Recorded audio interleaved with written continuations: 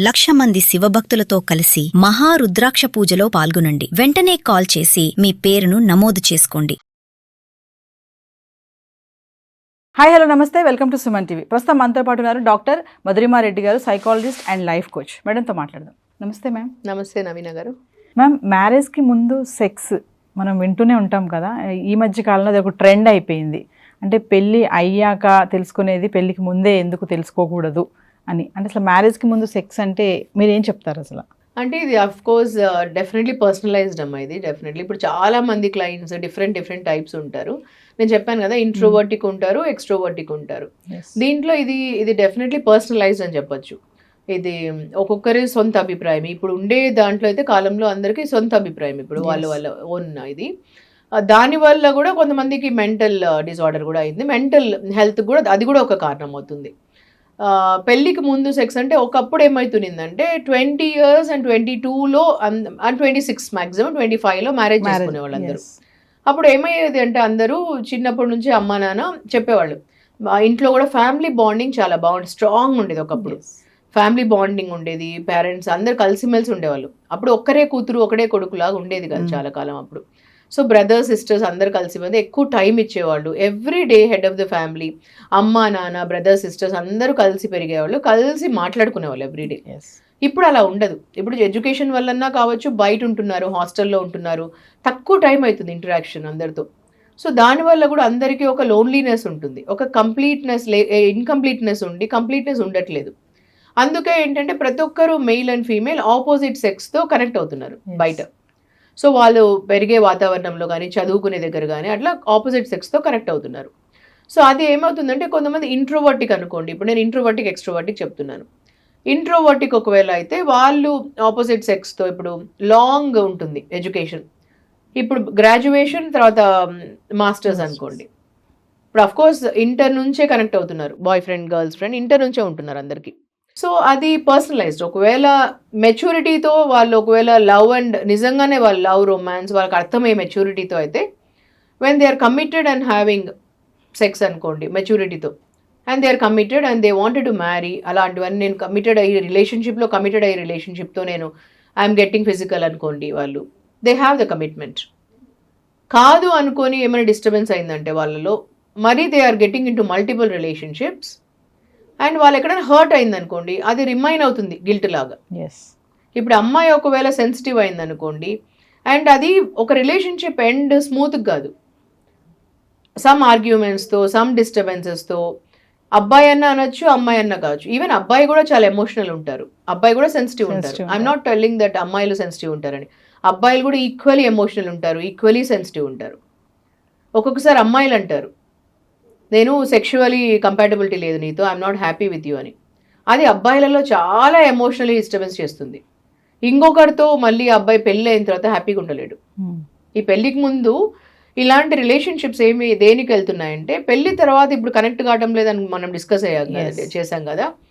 పెళ్లి తర్వాత in case ఎవరితోనన్నా వాళ్ళతో కనెక్ట్ కావటం లేదు అని అంటే పెళ్లికి ముందు, ఎందుకంటే మేము డీపర్ అండర్స్టాండింగ్ దీంట్లో వెళ్ళినప్పుడు కౌన్సిలింగ్లో వాళ్ళు మాతో ఎక్స్ప్రెస్ చేసుకుంటారు కొన్నిసార్లు.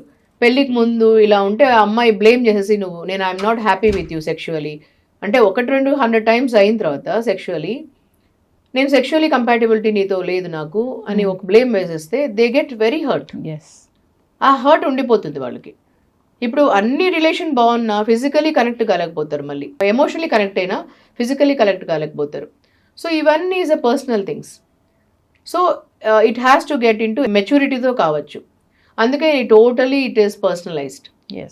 So overall what I wanted to convey in this is, ఒకవేళ వాళ్ళు మెచ్యూర్డ్గా కమిటెడ్ అయ్యేసి and they feel that we are committed to each other, we wanted to have physical relationship because education is taking for them. ఇప్పుడు వాళ్ళు well settled అయితేనే financially మేము పెళ్లి చేసుకుంటాం అన్నప్పుడు పిహెచ్డీనే taking 6 years to 7 years depending వాళ్ళ గైడ్ని బట్టి, అది వైవాని బట్టి అవుతుందండి. ఈ మధ్యలో 7 years మినిమం అవుతుంది పిహెచ్డి, ఒక పిహెచ్డి. ఇప్పుడు నేను డబుల్ డాక్టరేట్ కాబట్టి నేను క్లియర్గా చెప్పగలను, నాకు 2 PhDs కావడానికి 7 years పట్టింది. సో ఈ మధ్యలో ఓవర్సీస్ అయితే ఇంకా 9 years పడుతుంది చాలా మందికి వెళ్ళి చేయడం అక్కడ వాళ్ళకి. సో ఇంకా కూడా అయిపోవటం లేదు, depends upon guide and the candidate వాళ్ళిద్దరిది. సో అందుకోసం ఇన్ని ఇయర్స్ పడుతుంది కాబట్టి ఒకవేళ వాళ్ళ ఫిజికల్ రిలేషన్షిప్ ఉండి వాళ్ళు కమిటెడ్ ఉన్నప్పుడు they can definitely mature relationship ఉన్నప్పుడు they are committed to each other, financially మంచిగా ఉన్నప్పుడు పెళ్లి చేసుకుందాం కమిటెడ్ ఉన్నామంటే దే కెన్, అది వాళ్ళ దీని opinion. And otherwise they should move on with, if అట్లా ఏమన్నా అయినప్పుడు when they are moving on ఆ గిల్ట్తో ఉండకూడదు. అండ్ అది వాళ్ళ వాళ్ళ పర్సనాలిటీని బట్టి ఉంటుంది. ఆ గిల్ట్తో లేకుండా మూవ్ ఆన్ కావాలి. అది అట్లా ఉన్నప్పుడే వాళ్ళు హ్యాపీనెస్ ఉండొచ్చు. మ్యారేజెస్కి ముందు డేటింగ్ అని అంటారు కదా, మరి దీన్ని ఎలా చూడొచ్చు అంటారు? డేటింగ్ అంటే సో మ్యారేజ్కి ముందు డేటింగ్ అంటే అది కూడా డేటింగ్ అంటే to know each other, and knowing each other is very good. So you can know each other ఎలా అంటే ఇట్స్ నాట్ డేటింగ్ అంటేనే మీనింగ్ ఓన్లీ ఫిజికల్ రిలేషన్ అని కాదు. Knowing each other is very important, to know each others mind, thought. మనము ఒక మనిషికి thoughts ఏంటి అని చాలా మంది మేము ప్రీ పోస్ట్ మ్యారిటల్ కౌన్సిలింగ్ చేస్తామండి. అట్ మా దానిలో మా క్లినిక్స్లో మేము pre post marital counselling package ఉంది. దానిలో చేసినప్పుడు ఏంటంటే 3 months ప్యాకేజ్ అది. అంటే మనకు ఎలా మనం థాట్స్ తెలుసుకోవాలి, ఎందుకంటే మనము చిన్నప్పటి నుంచి అన్ని చదువుకుంటాం, ఇంగ్లీష్, హిందీ, తెలుగు, హిస్టరీ అన్ని చదువుకుంటాం, అన్ని ఇంటర్లో చదువుకుంటాం. కానీ మ్యారేజ్ అనేది, మనీ అనేది ఇవన్నీ చదువుకోం. ఇవి దీనిల వల్లనే మనకు చాలా ప్రాబ్లమ్స్ అవుతాయి లైఫ్లో. సో ఎలాంటి పార్ట్నర్ మనకు సూట్ అవుతారు, ఎలా ఎన్నుకోవాలనేది చాలా ముఖ్యమైనది. ఇది లేకపోతే మన లైఫ్ టర్న్ అయిపోతుంది.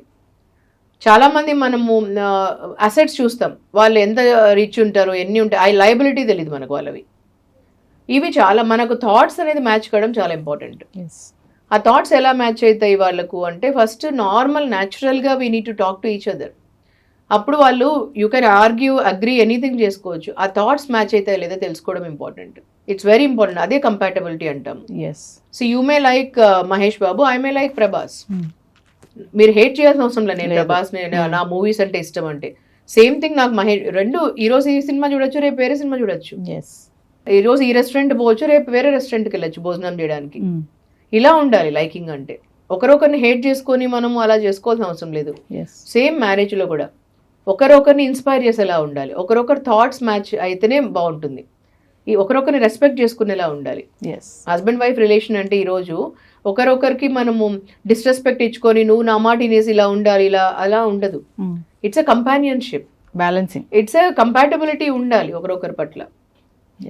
అంటే ఒకరికి యాంగర్ వస్తుంది, ఇంకొకరు ఇలా ఉండడం కాదు. యాంగర్కి ఒక రీజన్ ఉంటుంది దేనికి వస్తుందో అని. సో ఇవే అర్థం చేసుకునే భావన అంటే. సో మీరు జ్యోతికాని, సూర్యాని చూసింటారు కదా, యాక్ట్రెస్ వాళ్ళు ఎన్ని అసలు ఎంత కంపాటబిలిటీలో ఎన్ని చెప్తుంటారు కదా. Jyothika how much she will tell about Suriya, Suriya కూడా how much she will tell about Jyothika also. So అలా ఒక రోల్ మోడల్ టైప్ ఆఫ్ కూడా ఉండొచ్చు వాళ్ళు, ఒకరొకరు హస్బెండ్ వైఫ్ కూడా. మేము ఫైనల్గా మ్యారేజ్కి ముందు సెక్స్ అంటే ఏం చెప్తారు, అంటే ఎంతవరకు కరెక్ట్ అంటే ఏం చెప్తారు ఫైనల్గా? సో దీనిలో కరెక్టా తప్ప అని చెప్పడానికి లేదండి. What I feel is it's a personalised is what I tell. It's individual opinion and people. మీకు గిల్ట్గా అనిపించదు అని అంటే మీరు చేసుకో, ఇట్ ఈస్ యువర్ ఒపీనియన్ అండి. కానీ దాంట్లో మీరు యూ కెన్ టేక్ ఇట్ బోల్డ్. అంటే నేను ఇది ఓవర్కమ్ కాగలను అట్లాంటివి ఏమైనా అయితే కూడా నేను గిల్ట్గా తీసుకోను, I can go on, move on అనుకోండి అని, మూవ్ ఆన్ కాగలను అనుకుంటే it is your step. And నేను కమిటెడ్ వాళ్ళతో ఆ రిలేషన్షిప్లో, నేను కమిటెడ్, మేమిద్దరం కమిటెడ్ అంటే you go head with that. And ఏమన్నా అవుతే కూడా నేను మూవ్ ఆన్ కాగలను అంటే యూ టేక్ దట్ స్టెప్. ఇది నా opinion. That is what I wanted to give. Because నేను ఈ రోజు వరకు సమ్ ల్యాక్స్ ఆఫ్ క్లయింట్స్ని కౌన్సిలింగ్ చేశాను, కోచింగ్ చేశాను. సో వేరియస్ టైప్స్ ఉన్నారండి. కొంతమంది మూవ్ ఆన్ కాలేక అక్కడే స్టక్ అయ్యి దానిలో మెంటల్ డిజార్డర్తో బాధపడిన వాళ్ళు ఉన్నారు, men and women both. Emotionally stuck అయ్యి వాళ్ళు ముందరికి వెళ్ళలేక బాధపడిన వాళ్ళు ఉన్నారు. అందుకని it's a personal choice, it's a personal opinion. So it's what I feel. Thank you. Thank you so much Naveena గారు.